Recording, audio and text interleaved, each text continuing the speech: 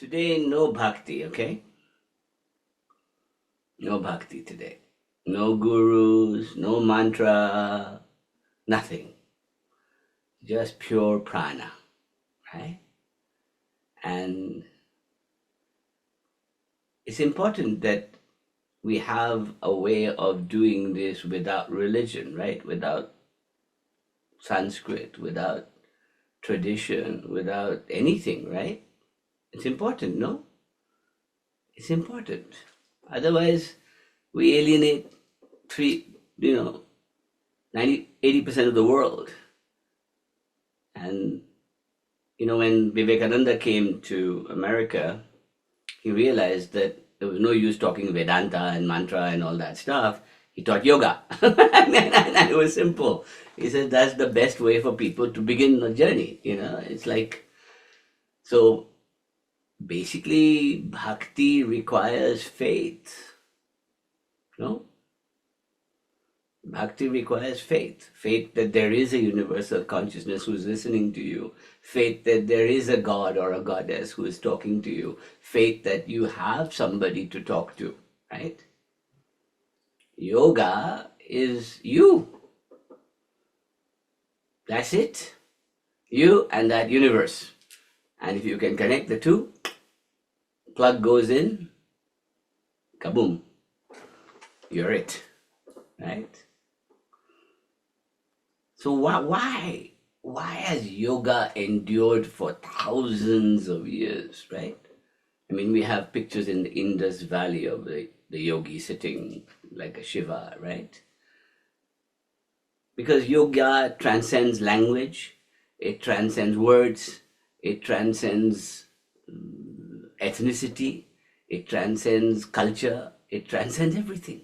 We human beings, we're obsessed with words, aren't we? Everything is words. What do we think in? We think in words, no? We think in language. If we didn't have words, how could we think? We'd just be observing, not knowing what to describe anything as, right? In philosophy, they talk about two kinds of words. Words that have meaning right now, right? And then words that have meaning that goes back thousands of years of history that comes to you in this moment. So every time you utter a word, there was a very famous Western philosopher called Jacques Derrida. Right? So Derrida was a father of what is called deconstruction, where he used language to show you how everything is fucked up in the world, and he could disassemble words and show you the reality of things. And Jacques Derrida said that basically every word I utter is a lie, because I am suppressing some part of me to not hurt you. I am holding back something. I am preserving something. I am encoding some history into it. I am doing some other things. So every word I say is a lie, not because I'm malicious, but because it comes with so much history. I'm speaking to you in English, right?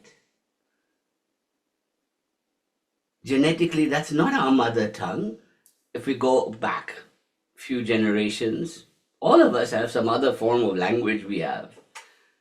Even the whitest of the white people here do not have English as their core lineage, right? So we invent language, so even mantras, gods, goddesses are inventions of language. Take yourself back to pure essence as a biological being. Can you try and do that with me? Just that you, the flower, the tree, the plant, all the same.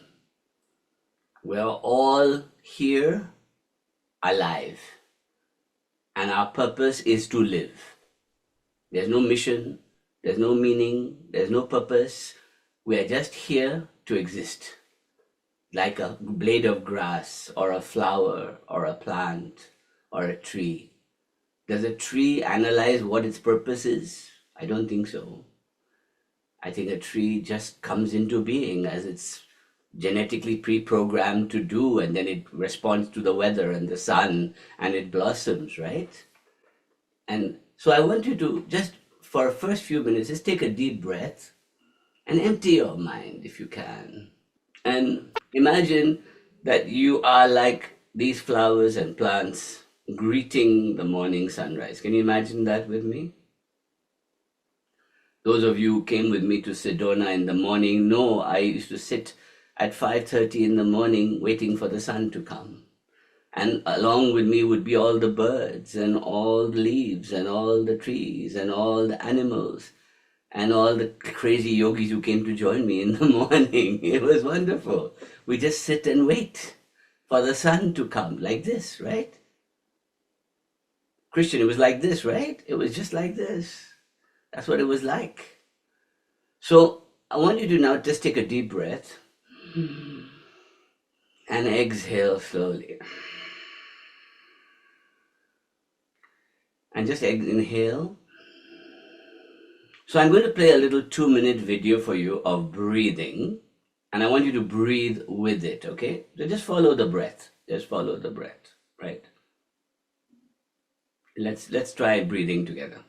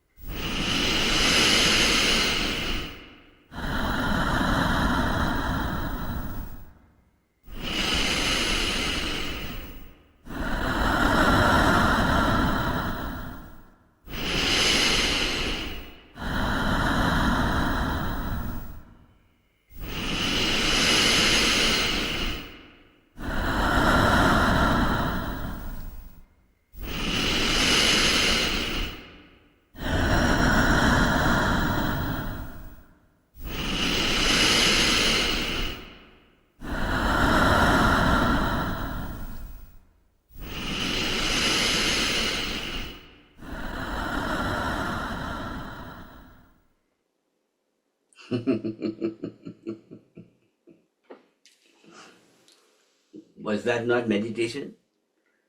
Are we conscious of our breathing? Are we conscious that every breath is why I'm alive? Why my heart keeps beating, why the lung keeps breathing, why the blood keeps flowing, why the world keeps going. Just one breath is that, right? Just one breath. So the teachings of yoga, which is probably the most ancient gift to mankind from the shamans, of ancient times, from everywhere, from Siberia, from Gobi Desert, from Mongolia, from India, from Africa, from just that. Yeah, then it goes into experimentation with plant medicine, with sound, with other things to create consciousness, right? But just this breathing, right, is all you need to have a religion of your own, your breath. Every breath is worshipping life, no? I lived in Delhi. Today, Delhi is and it was when I was living there, most polluted city in the world, right? And I would still go in the morning and breathe in the park. I needed an oxygen tank afterwards, but it was all right. It felt good, And I was alive because the dogs would be there howling with me. The birds would come in the morning, and they didn't care about the pollution. They just came, right? And I think that what Taoism understood, what yoga understood, was that nature doesn't think about stuff like we do. It doesn't. Taoism just flows. The universal chi is just flowing, right? The prana is just flowing. It is we who give this language to it and define it in a story and give it a mantra or a god or a goddess or some other form, right? A very powerful philosophical beginning of wisdom, that I am breath. So now the Indians took it really far. They called it prana, right? The first cosmic form, the first cosmic energy, prana. And the image that comes into mind is for the ancient yogis was that it is like a cosmic pouring of water onto the earth and giving us vitality and life and everything, this prana. And the god that they came up with was Shiva, right? Sitting in the Himalayas like a shaman pouring down the water. This is Shiva as Mrityunjaya, the god of immortality, right? That basically immortality is the continuous flow of nature into the world, continuously flowing. There is a continuous flow of the stream of water of consciousness pouring into the earth, and we are receiving it, right? We are receiving it. And so the whole religion of Shaivism, because that it comes down to us through the river Ganga, from the mountains into the cities, and gives us life. So we are connected to that stream that came from that one first stream of prana that came in, of Shiva, right? The cosmic breath. And the earliest form of Shiva worship was to do nothing, was to just sit and breathe. Sorry, I said shit. It's okay, you shit as well while you're breathing. But it's to just sit and breathe. Watch the sun come and go. Watch the stars come. Watch nature. Tune yourself to everything. And just sit like a Taoist monk or a Shiva meditating. Just sit. When a sadhu is sitting in the Himalayas, right? He only uses techniques to come to sitting. Right? We don't use mantra or kriyas to meditate. We use mantras and kriyas to come to the place where you just sit. We see how we cannot describe it with words? The biggest issue for all mystical seekers is why I'm here. Right? Why did I come into being? And because, then I start to analyze, right? Then I say, no, the tree has a purpose. It creates oxygen, so therefore we all can live. So thank you, tree. But we humans, what do we create? Nothing, zero. Right? We just create more crap.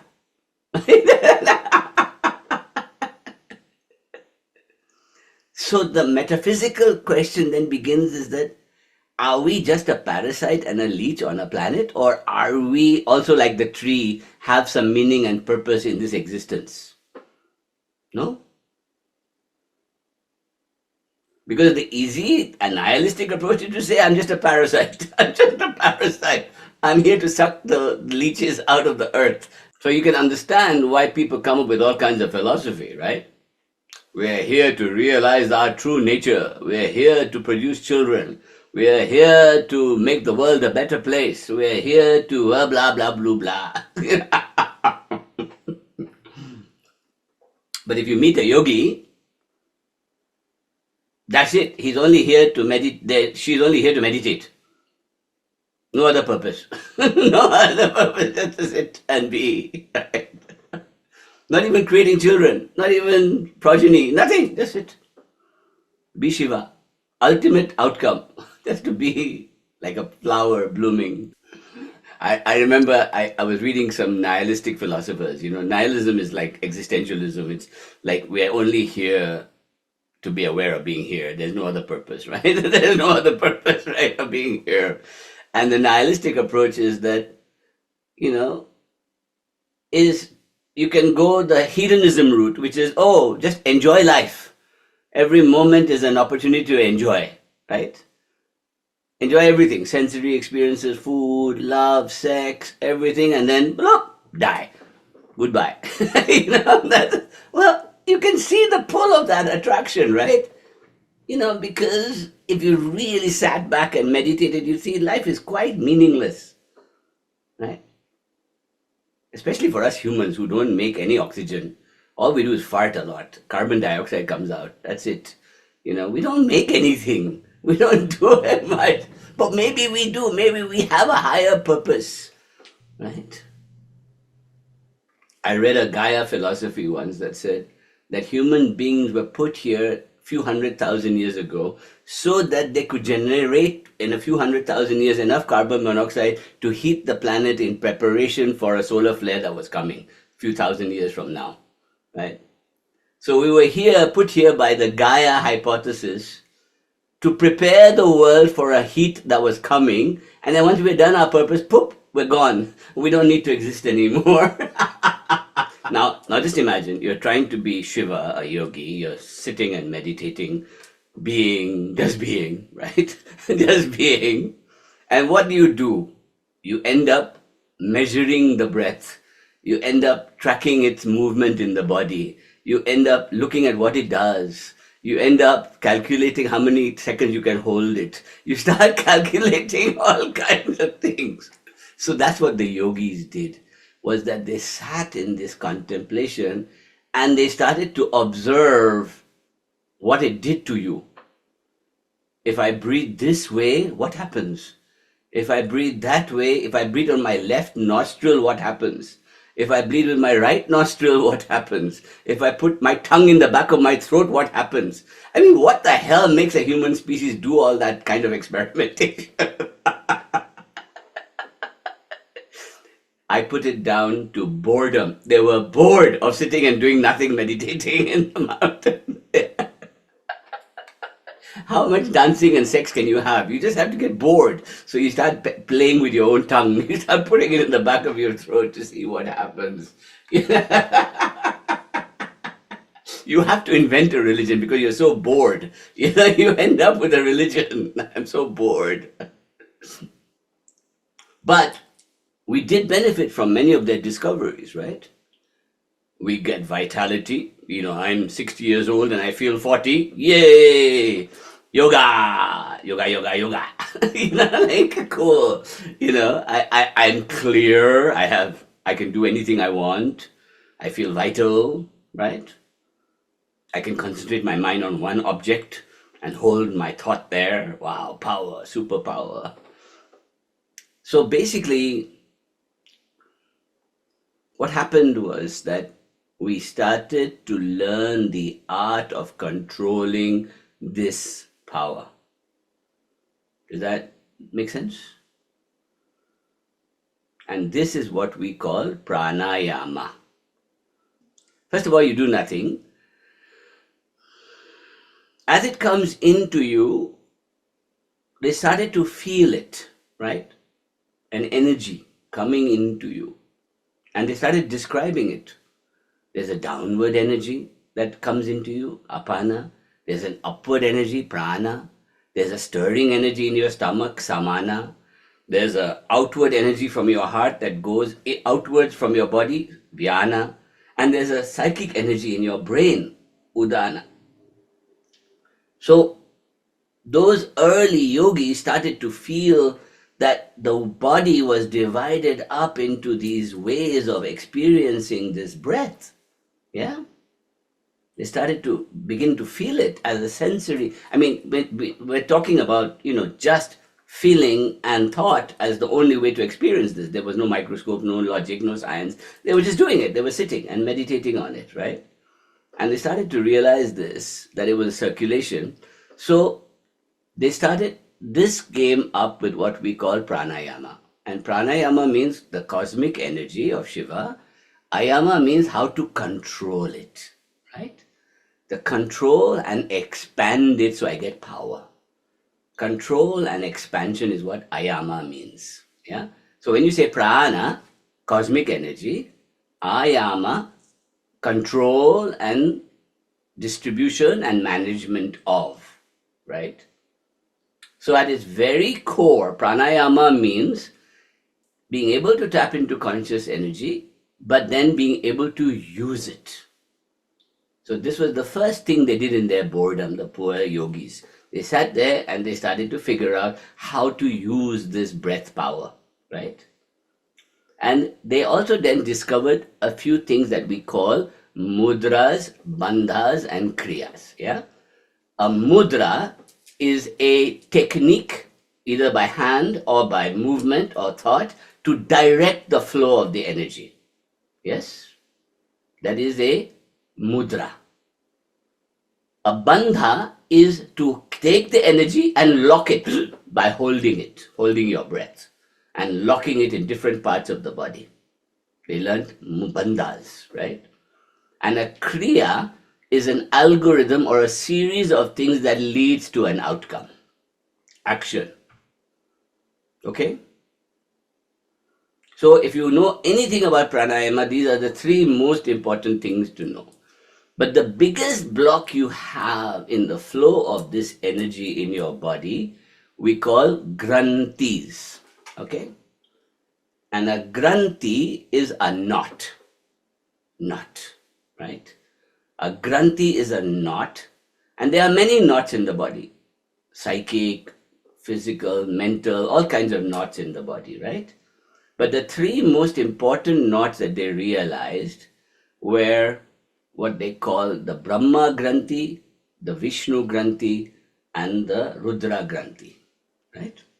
Which basically controls the animal brain in the lower part of our body, the emotional brain in our heart, which is connected to the limbic region of the brain, and the Rudra Granthi, which is the third eye controller, right? That controls the psychic powers, the mind.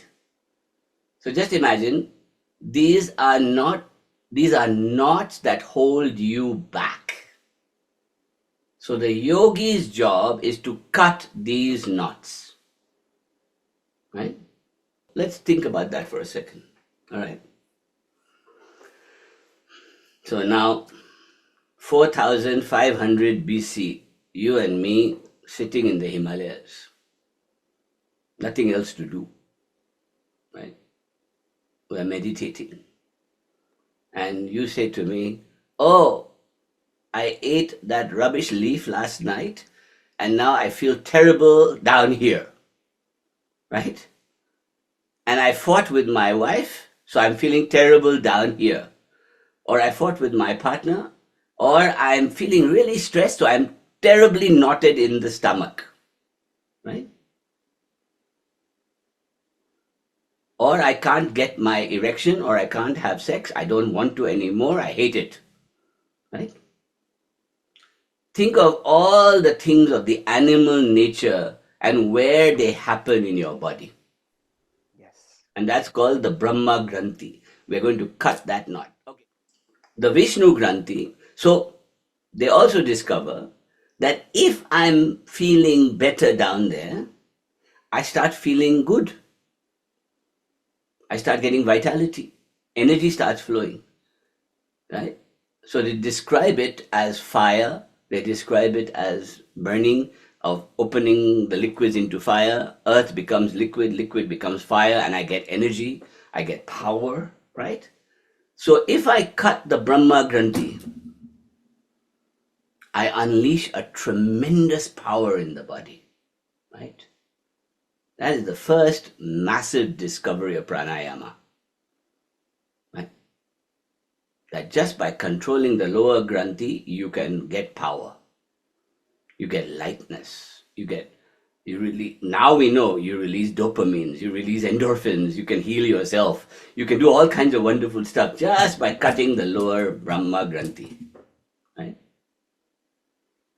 So just imagine how many thousands of years of experiment went in to calculating how to squeeze the anus just the right way, or how to shake your stomach just the right way to get that to happen, or which leaf to eat, or what to do. Can you imagine that? So now let's go to the heart.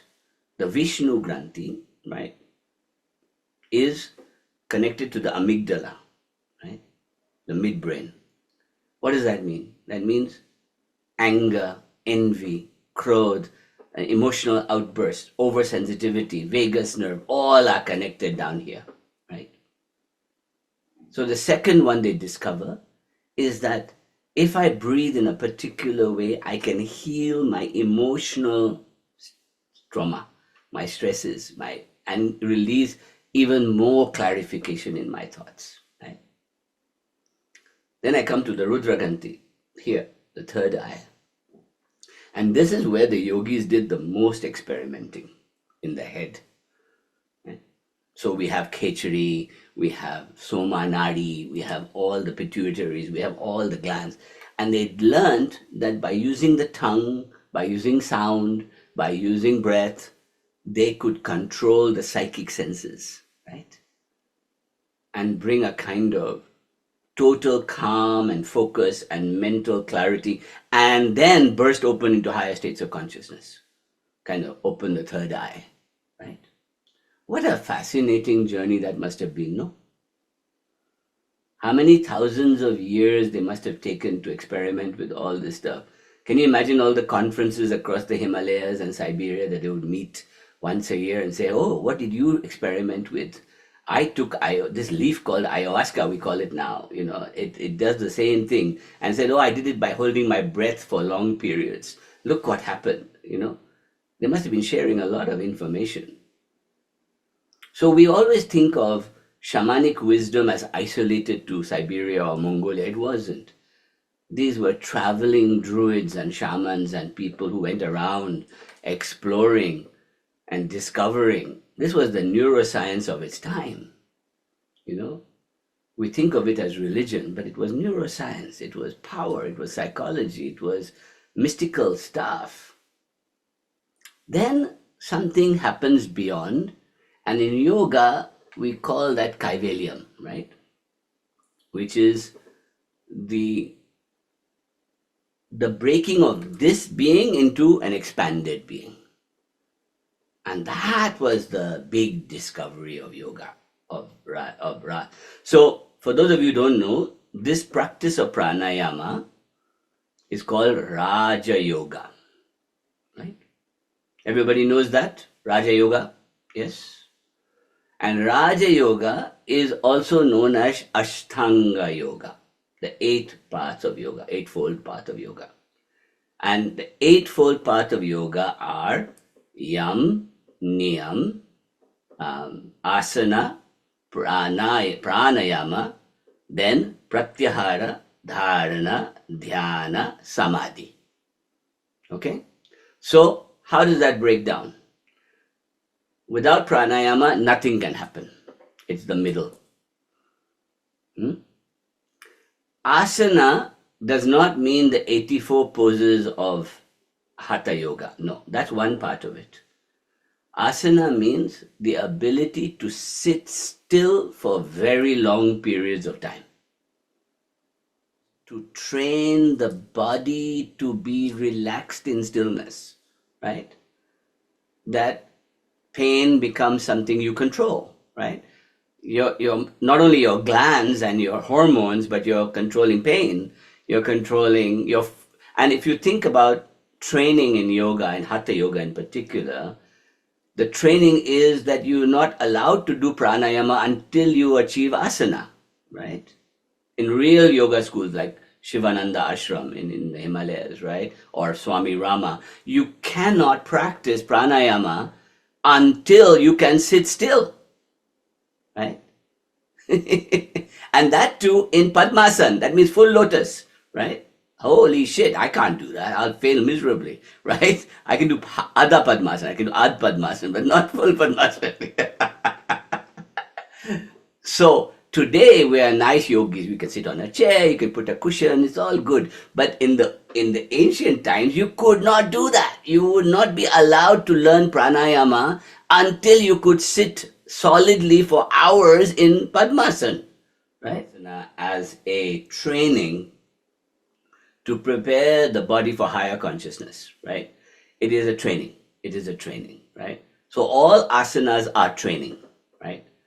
But asanas themselves create flow of prana. That improves your vitality, that improves your health. So certain asanas, like mudras, or like Ashwini mudra, or others, increase your prana flow. They do other things, right? So asanas, the basic form of asana is to sit still. Can I sit still? Like Vivekananda was very big. He says that you cannot meditate until you can sit still.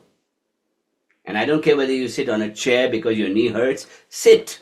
Just sit, right? So the first rule of prana is bring the body under control so that it doesn't become a distraction for you, right? Number one. And build resilience and strength in the body, right?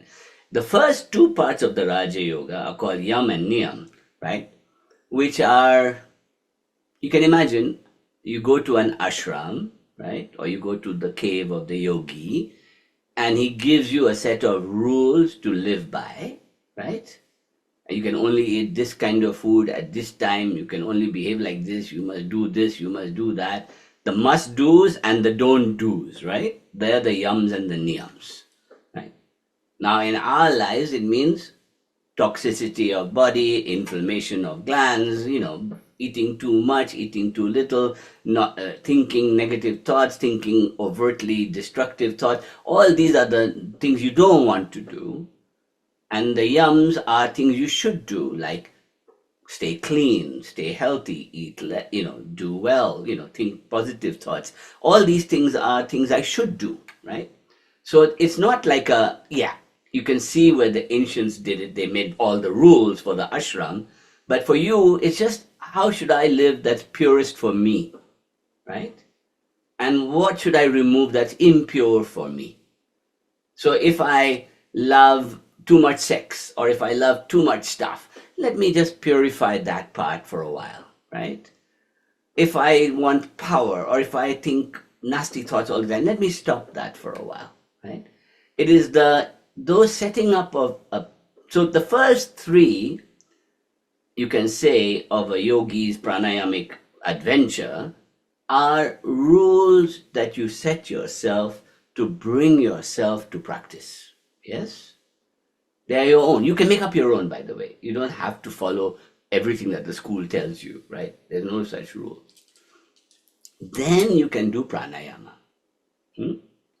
And pranayama you can do without all that also, but it can cause cascading of psychic things can happen to you, right? Let's say you do udana, up in the head, right? You're going to go dizzy, you're going to go crazy, you're going to go psychic, you're going to go, oh my God, I've seen the demon, you're going to see all kinds of stuff. You've seen that with people who do Kundalini yoga too quickly, right? It happens, boom.